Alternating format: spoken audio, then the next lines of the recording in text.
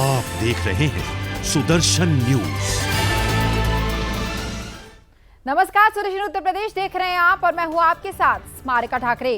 कानपुर में मेट्रो ने ट्रेन के रूट की लोड टेस्टिंग शुरू कर दी है। इसके तहत आईआईटी से कल्याणपुर के बीच आई गार्डर पर ट्रेन से 1.25 गुना ज्यादा भार रखकर जांच की गई है। आपको बता दें कि जल्द ही रावपुर में यू गार्डर और स्टील स्पैन पर भी लोड की टेस्टिंग की जाएगी। दरअसल मेट्रो के 9 किलोमीटर लंबे प्राथमिक कॉरिडोर का काम तकरीबन अब पूरा हो गया है। अगले 2 महीने में कोच लाकर ट्रायल रन शुरू करा दिया जाएगा। ऐसे में सोमवार को प्रबंधन ने मेट्रो के ढांचे की वजह सहने की क्षमता का परीक्षण किया है।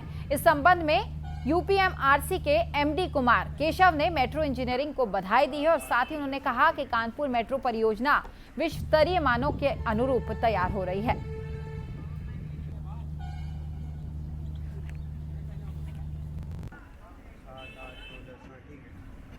तो वहीं कानपुर में धर्म परिवर्तन का मामला सामने आया है। आपको बता दें कि नौबस्ता थाना क्षेत्र में एक युवती को जबरदस्ती धर्म परिवर्तन कराया गया, जिसके बाद पीड़िता के परिजनों ने इसकी शिकायत थाने में की। लेकिन पीड़िता के परिजनों का यह आरोप है कि चौकी इंचार्ज रिपोर्ट लिखने की बजाय आरोपियों को बचाते हुए नजर आए। पीड़िता के परिवार को जेल भेजने की लगातार धमकियां भी दी जा रही है।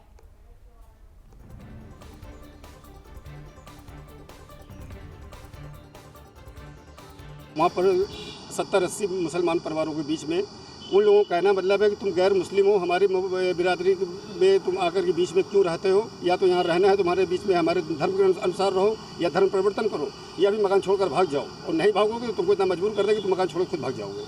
आए दिन गाली गलौज मारपीट करते हैं मेरे घर। तो वहीं ललितपुर में कोटेदार के अभद्र व्यवहार से ग्रामीणों ने जिलाधिकारी को ज्ञापन सौंपा है। आपको भी बता दें कि इस ज्ञापन में ग्रामीणों ने कोटेदार पर राशन नहीं देने के साथ साथ धांधली करने का आरोप भी लगाया है और साथ ही ग्रामीणों ने आरोप लगाते हुए कहा कि ये कोटेदार लगभग 5 साल से लगातार धांधली कर रहा है। इतना ही नहीं, ग्रामीणों ने कहा कि सरकार की तरफ से मिलने वाले राशन में भी कोटेदार राशन कम मात्रा में देता है। फिलहाल ग्रामीणों ने जिलाधिकारी से कोटेदार की जांच कर उसके खिलाफ कड़ी कार्रवाई करने की मांग की है और साथ ही कोटेदार का लाइसेंस निरस्त करने की मांग भी की गई है। आपके गरीब आदमियों से उठा लग जाते हैं, तो गल्लो नहीं मिलता है। आप परमट पे देखना, कितने दिन से दानियाँ 2 सालें हो गई, लेती नहीं है, बार बार हो जाता है। क्या कहता है? तो वहीं मथुरा में बिजली विभाग की एक बड़ी लापरवाही सामने आई है। आपको बता दें कि मामला मसानी बिजली सब स्टेशन का है, जहां यमुना मिशन के तहत लंबे समय से बड़े पैमाने पर बिजली विभाग की मिलीभगत से बिजली की चोरी की जा रही है। दरअसल ये बताया जा रहा है कि पिछले 5 साल में बड़े पैमाने पर कई किलोमीटर एरिया में 3 फेज की समरसेबल, सिंगल फेज समरसेबल और लाइटें जलाकर बड़े पैमाने पर बिजली चोरी की जा रही थी। तो वहीं जब ये मामला गरमाया तो आनन फानन में उच्च अधिकारियों ने मामले को संज्ञान में लिया और साथ ही यमुना मिशन की बिजली काट दी गई। फिलहाल इस मामले में शामिल लोगों के खिलाफ अधिकारियों ने जांच के आदेश दे दिए हैं। परसों ये मैटर मेरे संज्ञान में आया है, तो कल इसके खिलाफ कार्रवाई की गई है और आज इसके खिलाफ प्राथमिकी दर्ज कराई जा रही है। मौके पे मेरे द्वारा जांच करने पर और विजिलेंस टीम साथ में गई हुई थी, जो बिजली विभाग की बिजली यमुना मिशन संस्था है उसके द्वारा लगाई गई है। कौन है इनके संस्थापक? इनके संस्थापक प्रदीप बंसल उर्फ हप्पू बंसल जी हैं। तो वहीं बदायूं में उस समय हड़कंप मच गया जब पुलिस को हाईवे के नीचे गड्ढे में एक युवक का शव मिला, जिसके बाद पुलिस ने शव को पोस्टमार्टम के लिए अस्पताल भेज दिया है और साथ ही पुलिस ने इस मामले में जांच पड़ताल शुरू कर दी है। जांच के दौरान पुलिस ने आसपास के सीसीटीवी फुटेज को खंगाला। तो वहीं सीसीटीवी कैमरे के आधार पर पुलिस ने इस मामले में शामिल 4 आरोपियों को गिरफ्तार कर लिया है। फिलहाल पुलिस ने आरोपियों के खिलाफ मामला दर्ज कर लिया है और साथ ही गिरफ्तार हुए आरोपियों से पूछताछ जारी है। स्थानीय पुलिस और क्षेत्राधिकारी के और एसओजी प्रभारी के सहयोग से इसमें डिटेल में सर्विलांस की मदद ली गई और इसमें ये जानकारी आई कि उस व्यक्ति से जिन व्यक्तियों की बात हुई है उनको अरेस्ट किया गया। तो इस बात का खुलासा तो वहीं बिजनौर में पुलिस को एक बड़ी कामयाबी हाथ लगी। आपको बता दें कि पुलिस ने मुखबिर की सूचना पर छापेमारी कर अवैध हथियार बनाने वाली फैक्ट्री का भांडाफोड़ किया है और साथ ही पुलिस ने हथियार बनाने में शामिल 3 आरोपियों को गिरफ्तार कर लिया है। दरअसल ये तीनों आरोपी जंगल में अवैध हथियार बनाने का काम करते थे, जिसे पुलिसों ने रंगे हाथों पकड़ लिया है। तो वहीं पुलिस ने आरोपियों के खिलाफ मामला दर्ज कर उन्हें जेल भेज दिया है। फिलहाल आरोपियों से पूछताछ जारी है। मई को कोतवाली क्षेत्र अंतर्गत ग्राम धौकलपुर में एक डबल मर्डर की वारदात हुई थी, जिस वारदात में जो अभियुक्त पकड़े गए इसमें से विवेक, कृष्णा और आकाश के द्वारा जो तमंचे प्रयोग किए गए उनके बारे में पूछताछ करने पर यह तथ्य प्रकाश।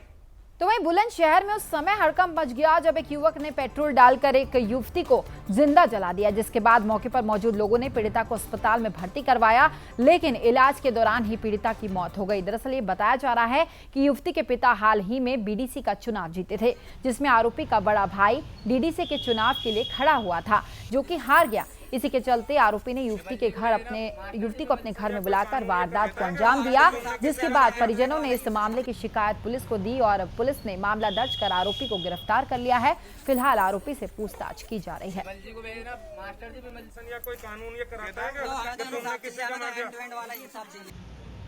20 वर्षीय युवती जो है वो संदिग्ध परिस्थितियों में जले हुई स्थिति में मिली थी और इलाज के दौरान उसकी आज मृत्यु हो गई है। युवती के द्वारा दिए गए बयान के आधार पर उसके प्रेमी का छोटा भाई है। हम तो यहाँ रहते नहीं हैं, हम रहते हैं गाजियाबाद। पापा और बहन रहती हैं। पापा भी बीडीसी का इलेक्शन जीते हैं, तो वो दूसरी पार्टी हारी हुई है सामने वाली, तो उसे फोन के बीडीसी जो है सीताराम जीता है कि तेरा पापा नहीं जीतना था, मेरा ताऊ का लड़का जीतना था। तो वहीं चंदौली में एक निजी अस्पताल में चिकित्सकों की एक बड़ी लापरवाही सामने आई है। आपको बता दें, जहां पर सोनभद्र जिले का रहने वाला एक युवक अपनी पथरी का ऑपरेशन अस्पताल में करवाने गया था, लेकिन चिकित्सकों की लापरवाही के चलते युवक का पथरी ऑपरेशन सफल नहीं हो पाया, जिसके चलते पीड़ित अपने रोगों को लेकर बार बार चिकित्सकों के पास आता है, लेकिन चिकित्सक टाल मटोल कर मरीज को भगा देते हैं। हालांकि ऑपरेशन के दौरान अस्पताल में युवक से 2 लाख रुपए की मांग की गई, लेकिन सवाल ये उठता है कि आखिर डॉक्टर कब तक मरीजों के साथ ऐसी लापरवाही करते रहेंगे।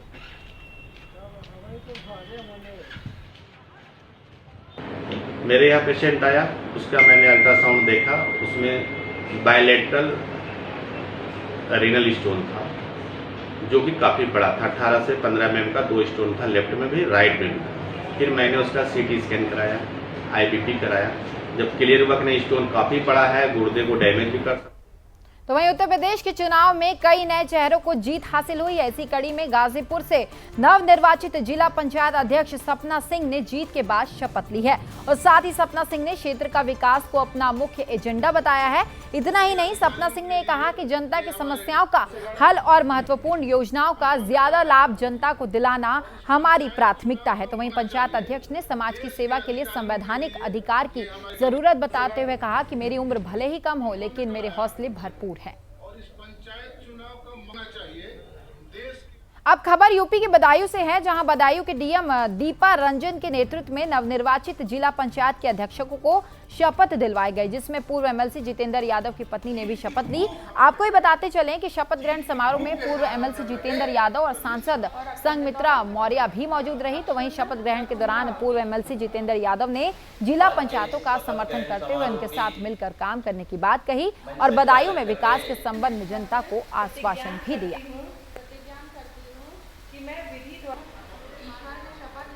तो वहीं यूपी के बरेली में संजय कम्युनिटी हॉल में एक भव्य समारोह का आयोजन किया गया है। आपको बता दें कि आयोजन के दौरान 60 जिलों के पंचायत सदस्यों ने शपथ ली है। तो वहीं शपथ समारोह में बरेली के डीएम नीतीश कुमार, पूर्व केंद्रीय मंत्री संतोष गंगवार, सांसद आमला धर्मेंद्र कश्यप और सभी विधायक मौजूद रहे। तो वहीं पूर्व केंद्रीय मंत्री संतोष गंगवार ने सभी पंचायतों का समर्थन करते हुए कहा कि देश प्रदेश की सरकार मिलकर जिला पंचायतों के अध्यक्षों के साथ गांव के विकास के लिए काम करेगी।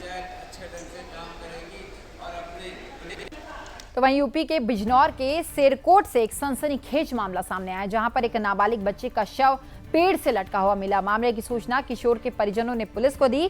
फिलहाल शव को पोस्टमार्टम के लिए भेज दिया गया है और पुलिस आगे की कार्रवाई कर रही है। दरअसल परिजनों के मुताबिक किशोर कल शाम से लापता था। तलाशी के दौरान गन्ने के खेतों के पास परिजनों को किशोर का शव लटका हुआ मिला। तो वहीं परिजनों ने ये बताया कि 3 दिन पहले बच्चे की पड़ोस के एक बच्चे के साथ झगड़ा हो गया था, जिसके चलते पड़ोसी ने उसे जान से मारने की धमकी दी थी। लड़के की मां ने आरोप लगाते हुए यह भी कहा कि कुछ मुस्लिम लड़के पड़ोस के घर पर थे जिन्होंने उनके बेटे की जान ली है। हालांकि पुलिस अभी शव की पोस्टमार्टम के लिए भेज दिया गया है और अभी जांच जारी है।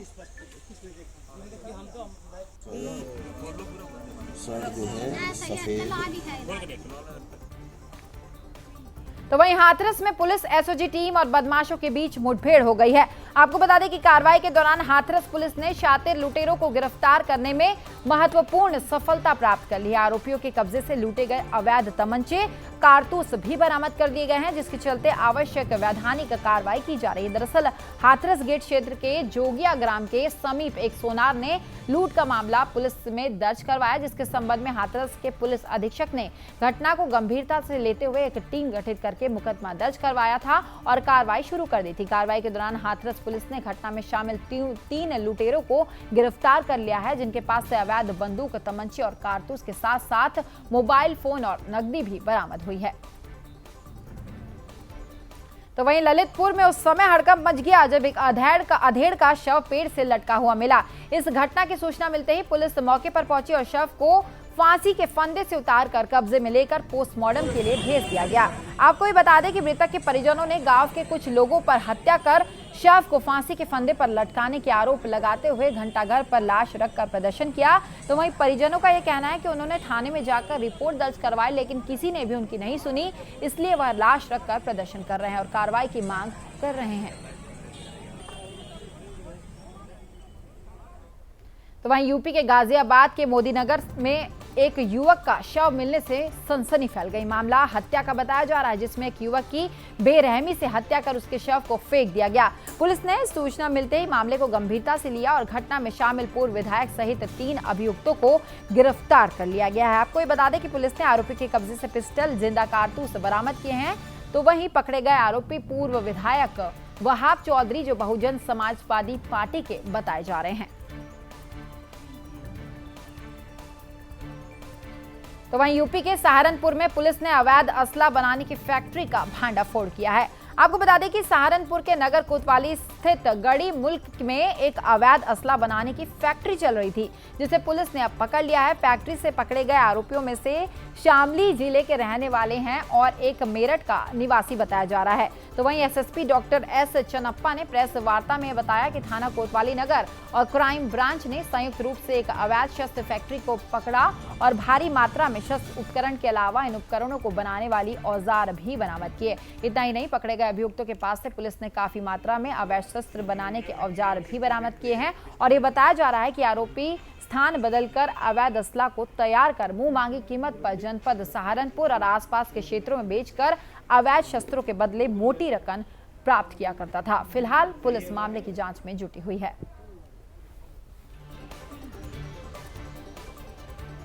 किसी भी मजदूर के वेतन में कटौती हो, इसके लिए केंद्र सरकार ने एक वेतन निकाला था, लेकिन इसके बावजूद भी मजदूरों का शोषण हो रहा है। ऐसा एक मामला यूपी के सोनभद्र के ओबरा से सामने आया है, जहां काम कर रहे मजदूरों ने हड़ताल कर दी। दरअसल सोनभद्र में कोरिया की दुसान कंपनी के द्वारा 1320 मेगावाट की विद्युत परियोजना बनाई जा रही है। तो वहां मौके पर मौजूद मजदूरों ने ठेकेदारों पर आरोप लगाया है कि उनके 4 महीने का वेतन नहीं लिया गया। इसी बात से नाराज होकर वहां के मजदूरों ने काम का बहिष्कार करते हुए धरने पर बैठ गए, जिसकी वजह से सी प्लांट में जाने वाले सारे रास्तों को ब्लॉक कर दिया गया। तकरीबन 15 दिनों में मजदूर आंदोलन पर हैं, लेकिन दुसान के किसी भी अधिकारी ने मजदूरों से बात नहीं की, जिसके चक्कर में मजदूरों में आक्रोश बढ़ गया है। इतना ही नहीं, मजदूरों के साथ हो रही शोषण पे कोई भी आला अधिकारी बात करने को तैयार नहीं है।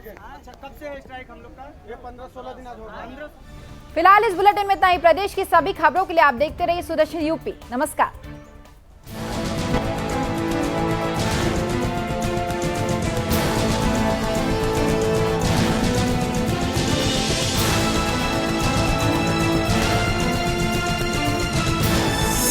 आप देख रहे हैं सुदर्शन न्यूज।